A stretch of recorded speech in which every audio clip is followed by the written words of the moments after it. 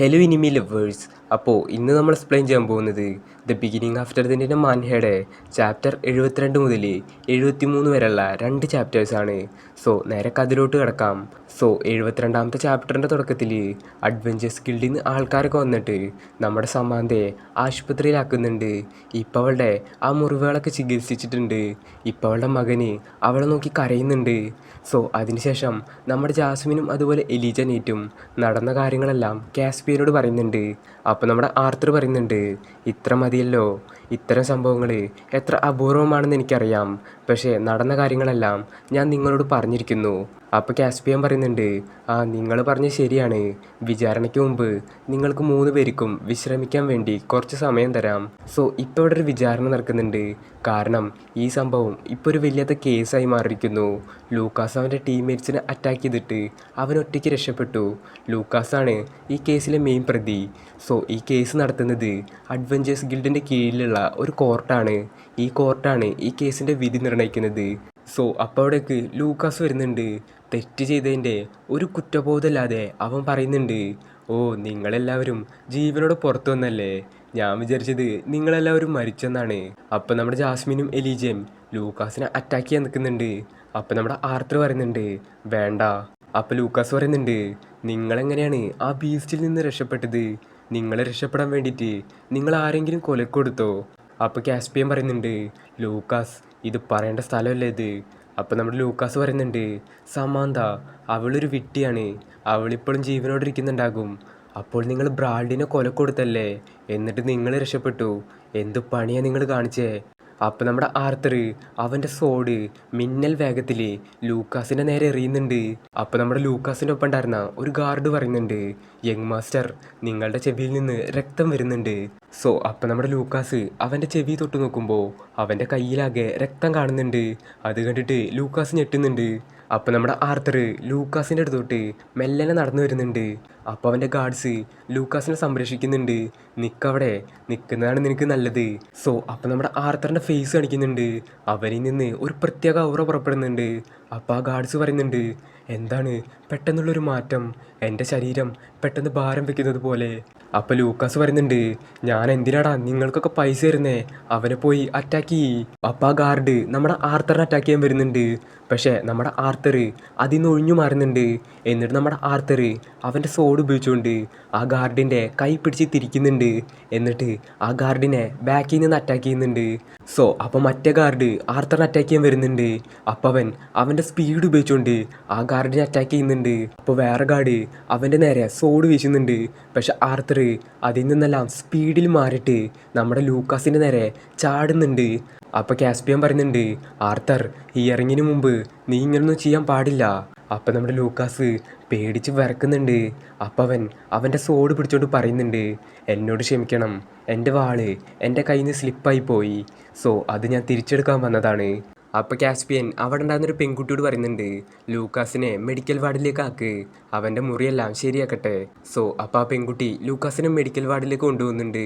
എന്നിട്ട് നമ്മുടെ ആർത്തർ എലീജയോടും അതുപോലെ ജാസ്മിനോടും പറയുന്നുണ്ട്, നിങ്ങൾ രണ്ടുപേരും കുറച്ച് സമയത്തേക്ക് പുറത്ത് നിൽക്കുമോ?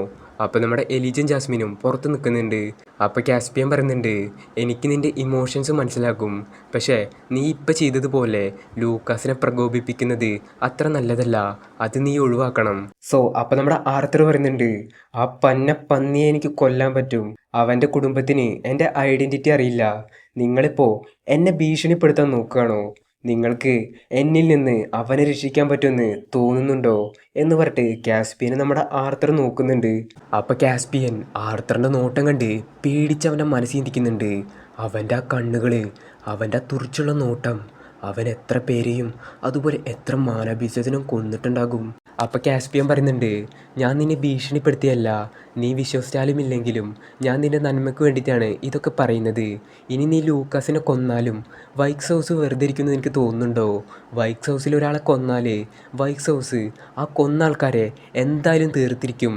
നിൻ്റെ ഐഡൻറ്റിറ്റി അവർക്കറിയില്ല. പക്ഷേ എല്ലാവർക്കും അറിയുന്ന ഒരു കാര്യമുണ്ട്, നിന്നെ സ്പോൺസർ ചെയ്തിരിക്കുന്നത് മിസ് ജാസ്മിൻ ഫ്ലെയിംസ്വർത്താണ്.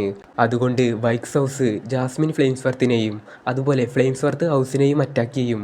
ഇത് രണ്ട് ഹൗസുകളും തമ്മിലുള്ള യുദ്ധത്തിന് കാരണമാകും. സോ നമ്മുടെ ആർത്തറിനാണെങ്കിൽ അവൻ്റെ ചുറ്റിലുള്ള ആൾക്കാരെ അല്ലെങ്കിൽ അവനെ സ്നേഹിക്കുന്ന ആൾക്കാരെ നഷ്ടപ്പെടുന്നത് അവന് ഏറ്റവും വേദനയുള്ള കാര്യമാണ്. ജാസ്മിൻ എന്തെങ്കിലും പറ്റിയാൽ അവനൊരിക്കലും സഹിക്കില്ല. അപ്പോൾ കാസ്പിയൻ പറയുന്നുണ്ട്, നിനക്ക് മതിയായ അധികാരവും അതുപോലെ ശക്തിയും ലഭിക്കുന്നത് വരെ നീ നിൻ്റെ കുടുംബത്തെ സംരക്ഷിക്കുക. അതുപോലെ ലൂക്കാസുമായിട്ട് ഫൈറ്റ് ചെയ്യാൻ പോവരുത്. ഇനി നീ വൈക്സ് ഹൗസിനെ മുഴുവൻ തകർത്താലും ലൂക്കാസിനൊരു ഏട്ടനുണ്ട്. അവനെ തോൽപ്പിക്കാന്ന് വെച്ചാൽ നിസ്സാരമായ കാര്യമല്ല. അവനെ തോൽപ്പിക്കാൻ നിനക്ക് നല്ല ശക്തി ആവശ്യമാണ് എന്ന് പറഞ്ഞിട്ട് ലൂക്കാസിൻ്റെ ഏട്ടന് ഹൈപ്പ് കൊടുക്കുന്നുണ്ട്. അപ്പം നമ്മുടെ ആർത്തർ പറയുന്നുണ്ട്, എനിക്ക് മനസ്സിലായി, നന്ദി. ഇനി ഞാൻ നിങ്ങളോട് ഒറ്റയ്ക്ക് സംസാരിക്കാൻ ആഗ്രഹിച്ചത് എന്തിനാണെന്ന് പറയാം എന്ന് പറഞ്ഞിട്ട് ആർത്തർ അവിടെ ഉണ്ടാകുന്നൊരു കസേരയിൽ കാലും കയറ്റി വെച്ച് മാസമായിട്ടിരിക്കുന്നുണ്ട്. എന്നിട്ട് അവൻ പറയുന്നുണ്ട്, നിങ്ങൾ സ്മാർട്ടായിട്ടുള്ളൊരു വ്യക്തിയാണ്. ഞാൻ പറയുന്നത് എന്താണെന്ന് നിങ്ങൾക്ക് മനസ്സിലായി കാണുമല്ലോ. എന്നെപ്പോലുള്ള ഒരാളെ സഹായിക്കുന്നത് നിങ്ങൾക്കും അതുപോലെ അഡ്വഞ്ചേഴ്സ് ഗിൽഡിനും ഗുണമുള്ള കാര്യമാണ്, ശരിയല്ലേ? അപ്പം കാസ്പിയൻ അവൻ്റെ മൈൻഡിൽ ചിന്തിക്കുന്നുണ്ട്, ഈ വ്യക്തി ഇതിവൻ്റെ അഹങ്കാരമാണോ അതോ കോൺഫിഡൻസ് ആണോ? എന്നിട്ട് പറയുന്നുണ്ട്, ഞങ്ങൾക്ക് പറ്റുന്ന സഹായമാണെങ്കിൽ ഞങ്ങളത് സന്തോഷത്തോടെ ചെയ്തു തരും. സോ അപ്പം നമ്മുടെ ആർത്തർ പറയുന്നുണ്ട്, എനിക്ക് വേണ്ടത് ഇതാണ്. സോ ഇവരിപ്പോൾ എന്താ പറഞ്ഞെന്ന് കാണിക്കുന്നില്ല. അതിനുശേഷം നമ്മുടെ ആർത്തർ ആ ഡോറ് തുറന്ന് പുറത്തേക്ക് വരുന്നതാണ് കാണിക്കുന്നത്. അപ്പം നമ്മുടെ എലീജ ആർത്തറോട് പറയുന്നുണ്ട്, നീ ഞങ്ങളെ ശരിക്കും പേടിപ്പെടുത്തി. നീ ശരിക്കും ലൂക്കാസിനെ കൊല്ലാൻ പോവാന്ന് ഞാൻ വിചാരിച്ചു. അപ്പം നമ്മുടെ ആർത്തർ പറയുന്നുണ്ട്, അവരെ ഞാൻ ഇപ്പോൾ കൊല്ലില്ല. അപ്പം നമ്മുടെ എലി ചോദിക്കുന്നുണ്ട്, അപ്പം ശരിക്കും നിനക്ക് അവനെ കൊല്ലാൻ ആഗ്രഹമുണ്ടല്ലേ? അപ്പം നമ്മുടെ ആർത്തർ പറയുന്നുണ്ട്, അതൊക്കെ അവിടെ നിൽക്കട്ടെ. ഇപ്പം നമ്മുടെ സിൽവി എന്നെ പുറത്ത് കാത്തു നിൽക്കുന്നുണ്ടാകും. ഇപ്പം എനിക്ക് നല്ല വിശക്കുന്നുണ്ട്, നമുക്കേ എന്തെങ്കിലും പോയി കഴിക്കാം എന്ന് പറഞ്ഞിട്ട് ഇവർ ഫുഡ് അടിക്കാൻ പോകുന്നുണ്ട്. അപ്പം നമ്മുടെ എലീജ പറയുന്നുണ്ട്, എടാ ഫുഡ് കഴിക്കുമ്പോഴെങ്കിലും നിനക്ക് നിൻ്റെ മാസ്ക് ഒന്ന് ഊരി വെച്ചൂടെ? അപ്പം നമ്മുടെ ആർത്തർ പറയുന്നുണ്ട്, അതിൻ്റെ ആവശ്യമൊന്നുമില്ലടാ, എനിക്കിപ്പോൾ ഇത് നന്നായി കഴിക്കാൻ പറ്റുന്നുണ്ട്. ഇതേ സമയത്താണെങ്കിൽ നമ്മുടെ ജാസ്മിന് ഫുഡ് അടിച്ച് കയറ്റിക്കൊണ്ടിരിക്കുകയാണ്. താഴത്ത് നമ്മുടെ സിൽവി ഫുഡ് അടിച്ച് കയറ്റി വയറൊക്കെ വീർത്ത് കിടക്കുകയാണ്. സോ അങ്ങനെ വിചാരണ ആരംഭിക്കുകയാണ്. സോ നമ്മുടെ കോടതി പോലെയാണ് ഏകദേശം ഈ കോടതിയൊക്കെ. രണ്ടുപേർക്ക് നിൽക്കാൻ സ്ഥലമുണ്ട്, അതുപോലെ ജഡ്ജിയുണ്ട്, ജഡ്ജിയാണ് വിധി തീരുമാനിക്കുന്നത്. അതുപോലെ ഇവർക്ക് അഡ്വക്കേറ്റ്സ് ഇല്ല, ഇവർ കേസ് ഇവർ സ്വന്തമായിട്ട് വാദിക്കേണ്ടി വരും. സോ അപ്പോൾ അവിടേക്ക് ജഡ്ജി വന്ന് പറയുന്നുണ്ട്, എല്ലാവരും എഴുന്നേറ്റ് നിൽക്കുക. റിപ്പോർട്ടുകൾ അവലോകനം ചെയ്ത ശേഷം അഡ്വഞ്ചേഴ്സ് ഗിൽഡിൻ്റെയും അതുപോലെ ഇവിടെയുള്ള പാനലിൻ്റെയും പേരിൽ ഞാനിതിനാൽ മാന്ത്രികൻ ലൂക്കാസ് ഫൈക്സിനെ അദ്ദേഹത്തിൻ്റെ എ ക്ലാസ് റാങ്കിങ്ങിൽ നിന്ന് ഔപചാരികമായി നീക്കം ചെയ്യുന്നു. ഒരു ഡെഞ്ചോൺ മിഷനിടയിൽ അദ്ദേഹത്തിൻ്റെ പാർട്ടിയിലെ അംഗങ്ങളെ അറ്റാക്ക് ചെയ്യുകയും അതുപോലെ അപകടത്തിൽപ്പെടുത്തുകയും ചെയ്തു. അതുകൊണ്ട് തന്നെ അദ്ദേഹത്തിൻ്റെ എ ക്ലാസ് റാങ്കിങ്ങിൽ നിന്ന് ഔപചാരികമായി നീക്കം ചെയ്യുന്നു. കൂടാതെ അഡ്വഞ്ചേഴ്സ് ഗിൽഡിൽ നിന്ന് നിർദ്ദേശം ലഭിക്കുന്നത് വരെ ഒരു അഡ്വഞ്ചറായിട്ട് വീണ്ടും ചേരുന്നതിൽ നിന്ന് അദ്ദേഹത്തെ വിലക്കിയിരിക്കുന്നു. മിസ്റ്റർ വൈക്സ്, ദയവായി താങ്കളുടെ അഡ്വഞ്ചേഴ്സ് കാർഡ് തിരികെ നൽകുക. സോ ഇപ്പം നമ്മുടെ ലൂക്കാസിനെ ഒരു അഡ്വഞ്ചർ എന്ന നിലയിൽ ബാൻ ചെയ്യപ്പെട്ടിരിക്കുന്നു. സോ ഇനി ബാൻ മാറിയാൽ മാത്രമേ അവനൊരു അഡ്വഞ്ചർ ആവാൻ പറ്റുള്ളൂ. അപ്പം നമ്മുടെ ആർത്തർ അവൻ്റെ മൈൻഡിൽ ചിന്തിക്കുന്നുണ്ട്, അവൻ ഇത്രയൊക്കെ ചെയ്തിട്ടും അവന് വെറും ഒരു ബാനാണ് കിട്ടിയത്. വേറെ ആരെങ്കിലുമാണ് ഇത് ചെയ്തിരുന്നെങ്കിൽ അവരിപ്പോൾ ജയിലിലിട്ടിരുന്നു. സോ അപ്പം ആ ജഡ്ജ് പറയുന്നുണ്ട്, പിന്നെ ഓഗുമെൻ്റർ നോട്ട്. അപ്പം നമ്മുടെ ആർത്തർ ഞെട്ടുന്നുണ്ട്, എന്തിനാണ് എൻ്റെ പേര് വിളിക്കുന്നത്? സോ അപ്പം ആ ജഡ്ജി പറയുന്നുണ്ട്, പിന്നെ ഓഗുമെൻ്റർ നോട്ട്. അപ്പം നമ്മുടെ ആർത്തർ ഞെട്ടുന്നുണ്ട്, എന്തിനാണ് എൻ്റെ പേര് വിളിച്ചത്? അപ്പം ആ ജഡ്ജിൻ്റെ മനസ്സിൽ ചിന്തിക്കുന്നുണ്ട്, സോ ഇവനാണല്ലേ അവൻ, ആ എസ് ക്ലാസ് മാനബിസ്റ്റിനെ ഒറ്റയ്ക്ക് തോൽപ്പിച്ചവൻ. സോ എന്നിട്ട് ആ ജഡ്ജി പറയുന്നുണ്ട്, നിങ്ങൾക്ക് ലൂക്കാസുമായിട്ടും അതുപോലെ ലൂക്കാസിൻ്റെ കുടുംബമായിട്ടും ശത്രുത ഉണ്ടല്ലേ? അതുകൊണ്ട് ലൂക്കാസ് സൈറസ് അക്കാദമിയിൽ പഠിക്കുന്ന സമയത്ത് താങ്കളെ സൈറസ് സിറ്റിയിൽ നിന്ന് ബാൻ ചെയ്യപ്പെട്ടിരിക്കുന്നു. സോ ഇപ്പോൾ ഈ ജഡ്ജി പറഞ്ഞ എന്താണെന്ന് വെച്ചിട്ടുണ്ടെങ്കിൽ, നമ്മുടെ ലൂക്കാസ് സൈറസ് അക്കാദമിയിൽ പഠിക്കാൻ പോകുന്നുണ്ട്. സോ അവൻ സൈറസ് അക്കാദമിയിൽ പഠിക്കാൻ പോകുന്ന സമയത്ത് നമ്മുടെ ആർത്തറിനെ സൈറസ് സിറ്റിയിൽ തന്നെ കണ്ടുപോകരുത്. അതായത് അവനെ സൈറസ് സിറ്റിയിൽ ബാൻ ചെയ്തിരിക്കുന്നു.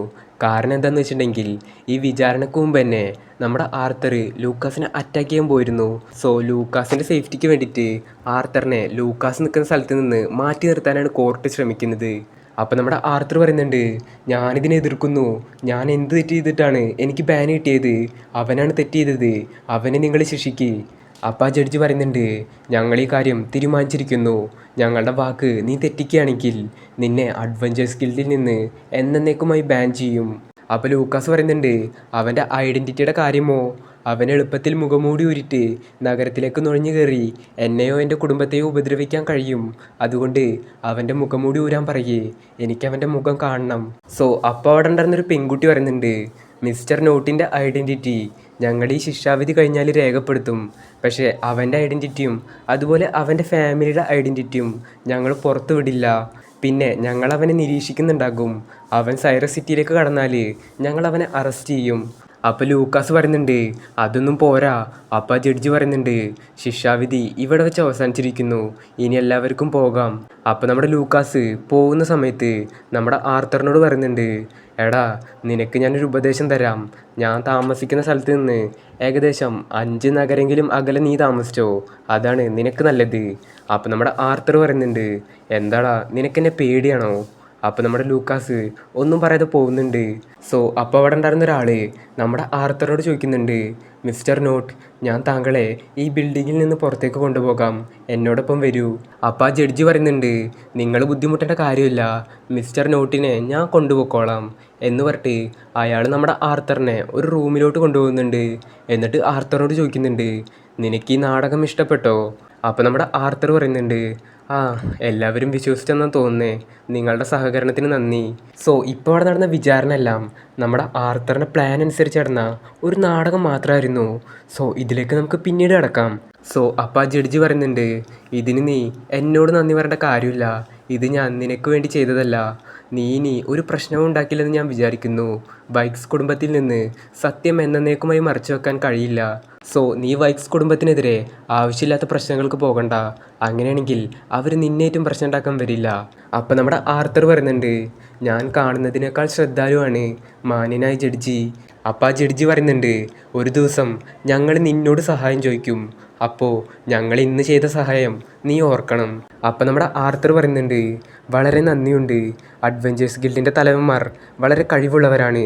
കുറഞ്ഞത് ആരെ പിന്തുണക്കണമെന്ന് നിങ്ങൾക്കറിയാം, ഞാൻ ഓർക്കും എന്ന് പറഞ്ഞിട്ട് നമ്മുടെ ആർത്തർ ജഡ്ജിയെ നോക്കുന്നുണ്ട്. അപ്പോൾ ജഡ്ജി മനസ്സിൽ ചിന്തിക്കുന്നുണ്ട്, കാസ്പിയൻ പറഞ്ഞത് ശരിയാണ്, എന്തൊരു ഭയാനകമായ വ്യക്തി. സോ ഇവിടെ വെച്ചിട്ട് ഇതിൻ്റെ 73ാമത്തെ ചാപ്റ്റർ കഴിയാണ്. സോ ഇനി നമുക്ക് അടുത്ത ചാപ്റ്ററുമായിട്ട് അടുത്ത വീഡിയോയിൽ കാണാം.